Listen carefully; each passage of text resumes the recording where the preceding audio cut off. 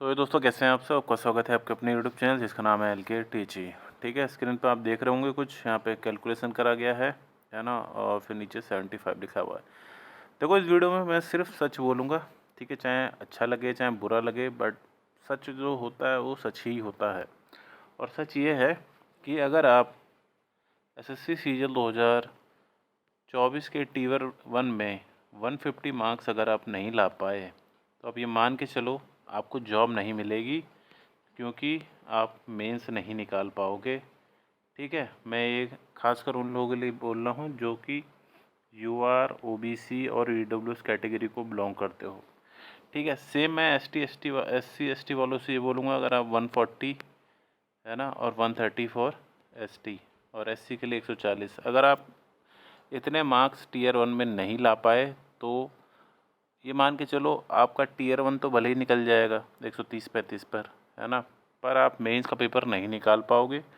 बहुत सारे लोगों को ये लग रहा होगा कि भाई नहीं यार ऐसा नहीं है, हमारे तो 130-35 आ रहे हैं, है ना, और अभी 2 महीने मिलेंगे मेंस में और हम 2 महीने में मेहनत करके मेंस निकाल देंगे। तो नहीं भाई, ये 2 महीनों में मेंस की कोई तैयारी नहीं होती है। ठीक है, इन 2 महीनों में आपको पता भी नहीं लगेगा 2 महीने कहाँ बीत गए मॉक देते देते, क्योंकि जब आप मेंस का मॉक दोगे तो वो मॉक भी 2 घंटे का होगा और कम से कम नहीं तो उसमें 1 घंटा एनालिसिस करने में लग जाएगा, अगर आप सही से एनालिसिस करते हो, ऊपर ऊपर से नहीं। ठीक है, तो पूरे दिन के आपके 3 घंटे तो ऐसे ही चले जाया करेंगे। बचा हुआ जो टाइम है उसमें आप कंप्यूटर पढ़ोगे या टाइपिंग करोगे या फिर मैथ्स की प्रैक्टिस करोगे या फिर जीके का रिवीजन पढ़ोगे या फिर आप करंट पढ़ोगे, है ना, या फिर आप रीजनिंग में मेंटल एबिलिटी के जो नए टॉपिक्स हैं वो पढ़ोगे या आप प्रोबेबिलिटी पढ़ोगे या स्टैटिक पढ़ोगे, है ना, या परमुटेशन पढ़ोगे। तो ये सब चीज़ें हैं। तो ये सच बात है, मेंस की तैयारी अभी से होनी है ना। तो देखो 2 चीज़ें हो सकती हैं जो मैं आपको यहाँ समझाने वाला हूँ। वीडियो थोड़ा सा बड़ा हो सकता है ना, बट इस वीडियो में बोली गई एक एक बात कहीं ना कहीं आपको थोड़ी बहुत वैल्यू प्रोवाइड करके जाएगी, है ना। तो अब मैं इसलिए बोल रहा हूँ ना ये सब चीज़ें कि अभी ये लेवल आप जो भी टाइम बचा है, मुझे नहीं पता कब एग्ज़ाम होगा कब नहीं होगा, है ना। SSC ने सितंबर अक्टूबर बोला है, भाई सितंबर अक्टूबर ही मान लो, है ना। मैं अब एग्ज़ाम डेट के पीछे ज़्यादा नहीं भागूंगा, है ना, वो वाला है भी नहीं ये वीडियो कि मैं दिल बनाने के लिए बना रहा हूँ। देखो 2 चीज़ें हैं, है ना। अगर आप इस साइड आज अगर मेहनत कर लेते हो, है ना, अगर आप आज अपना लेवल 150 के अराउंड ले आते हो सकता है कि आपके पेपर में भले ही 150 ना आए, 145 आ जाए, है ना, 147, वो मैटर नहीं करता, बट कोशिश करो कि मॉक में 150 आए, है ना। अब ये नहीं कि भाई जैसे द पंडित वाले मॉक होते हैं, है ना, उसमें इंग्लिश उल्टी सीधी पूछ लेते हैं वो लोग, वहाँ पे 135 भी एक अच्छा स्कोर है। बट अगर आप PYQ कोई भी मॉक दे रहे हो तो कोशिश करो 145 148 तो कम से कम मिनिमम रहे, और कोशिश करो कि मॉक थोड़ा बहुत भी इजी है तो 150 प्लस आना चाहिए। वो मैं इसलिए बोल रहा हूँ क्योंकि अगर आप आज यहाँ मेहनत कर लोगे तो फिर जो 2 महीने हैं उस 2 महीने में कुछ नहीं पढ़ना है, आपको कंप्यूटर पढ़ना है ना।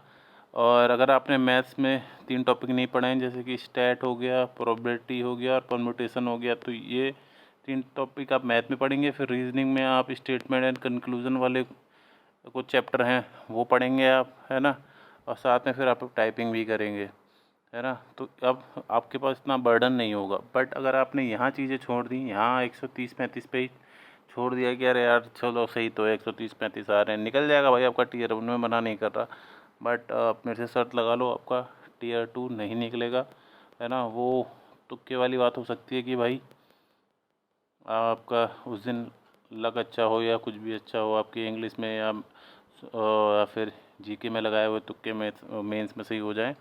पर सच बात यही है कि भाई 150 नहीं आए अगर टीयर 1 में तो 300 नहीं आएंगे टीयर 2 में, है ना। तो आज यहाँ पे 150 ले आओ, ये कल को तुम्हारा स्कोर अपने आप ही 300 हो जाएगा। आज मेहनत कर लोगे, कल आराम से बैठ के खाओगे, है ना, वही वाली बात है। आज अगर छोड़ दोगे तो कल भी कुछ नहीं मिलने का। तो कोशिश करो चाहे दिन में 2-2 मॉक क्यों ना देने पड़े, है ना। टाइम मैनेजमेंट करो अच्छे से, जो भी नई टॉपिक्स पढ़े हैं वो जल्दी से कवर करो, है ना, जो भी छूटा हुआ सिलेबस है उसको ख़त्म करो। और ये मैंने आपके सामने लिख रखा है कि भाई मॉक में कम से कम नहीं तो जैसे मैथ्स में अगर आप कोशिश करो कि 21 प्लस क्वेश्चन तो आपके होने ही चाहिए, अगर मैथ्स का लेवल थोड़ा सा मॉडरेट से हार्ड की तरफ है। अगर आप इजी हैं तो 22-23 भी कर सकते हो। सेम विद रीजनिंग, अगर मॉडरेट लेवल है, ये मैंने केस तब बनाया जब पेपर इजी टू मॉडरेट है। अगर इजी है तो आपका फिर अच्छा ही स्कोर होना चाहिए, है ना। अगर रीजनिंग में भी आप कैसा भी हो, है ना, मॉडरेट लेवल का तो 22 प्लस तो होना ही चाहिए। वैसे तो रीजनिंग में 50 में से 50 भी हो जाते हैं आराम से, है ना। 50 नहीं तो 47 या 46 नंबर आराम से आ जाते हैं। अब देखो जीके थोड़ी सी होती है भाई अनप्रिडिक्टेबल, बट कितनी भी अनप्रिडिक्टेबल हो कुछ टॉपिक सेम ही रहेंगे। पॉलिटी से तो आपको 2 या 3 क्वेश्चन मिलेंगे, हिस्ट्री से 2 या 3 क्वेश्चन देखने के लिए मिलेंगे, है ना। इकोनॉमिक्स से 1 क्वेश्चन आपको देखने के लिए मिलेगा 5 ईयर प्लान से, है ना। सेम इकोनॉमिक्स में आपको 1 क्वेश्चन और मिलेगा देखने के लिए, वो है आपका सेंसस से, है ना। तो कुछ चीज़ें फिक्स हैं इस जीके के अंदर, तो वो आप फिक्स चीज़ें ही पढ़ जाओगे। जैसे कि अगर मैं स्टैटिक की बात करूँ तो इंस्ट्रूमेंट से एक क्वेश्चन आता है, कौन क्या बजाता है। फेस्टिवल से एक क्वेश्चन आता है ना। एक क्वेश्चन आपका आता है डांसिस से, है ना। तो कुछ चीज़ें फिक्स हैं जो कि पूछता है एग्जामिनर। आप उतना भी कर जाओगे तो 12 प्लस स्कोर, 12 प्लस क्वेश्चन आप कर जाओगे आराम से, है ना।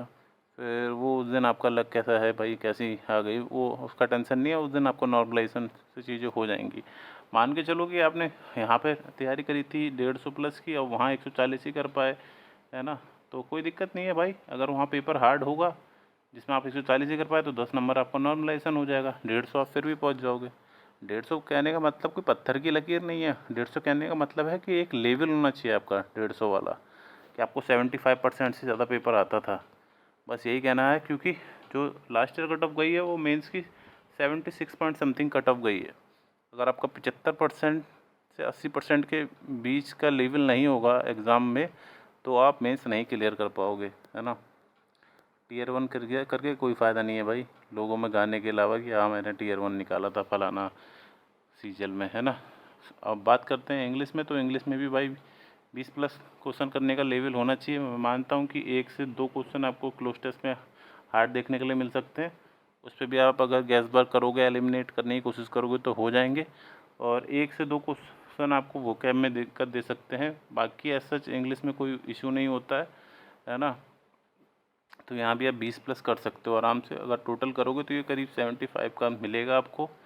और कोशिश करना कि 75 प्लस ही रहे स्कोर।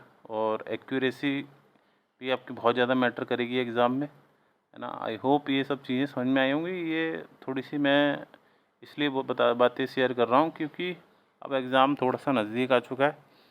तो अगर आप 5 घंटे पढ़ रहे थे आज से पहले तो कोशिश करो उस 5 घंटे को पहले 7 घंटे लेके आएँ, फिर उसको 10 घंटे तक लेके जाएं। अगर 5 से सीधे 10 पे जाओगे 2 दिन कर पाओगे, तीसरे दिन फिर हो सकता है कि आप 2 या 3 घंटों पे ही आ जाओ, है ना। तो हल्के हल्के मेहनत करें और अच्छे से पढ़ते रहें। कैसे भी करें पूरा जोर लगाएं, ये मान के चलें कि 1.5 महीना है। कुछ भी करो, कितना भी समय चाहे पढ़ाई को देना पड़े, 150 से नीचे मार्क्स टीयर 1 में नहीं आने चाहिए। अगर आप सच में अगर थोड़े बहुत भी सीरियस हो, आप चाहते हो कि जॉब लगे, तो टीयर 1 में भाई एक ही टारगेट होना चाहिए कि भाई मिनिमम 150 नंबर, है ना। चाहे कुछ भी हो, कैसा ही पेपर आए। आई होप वीडियो अच्छी लगी होगी। मैंने शुरू में सब्सक्राइब करने के लिए नहीं बोला था, अच्छी लगे तो सब्सक्राइब कर देना, लाइक भी कर देना, कमेंट भी में अपने मार्क्स बताना कितने आ रहे हैं। और मैं मिलता हूँ अगली वीडियो में, तब तक के लिए वंदे मातरम, जय हिंद और धन्यवाद। नीचे टेलीग्राम ग्रुप होगा उसको भी ज्वाइन कर लेना। धन्यवाद।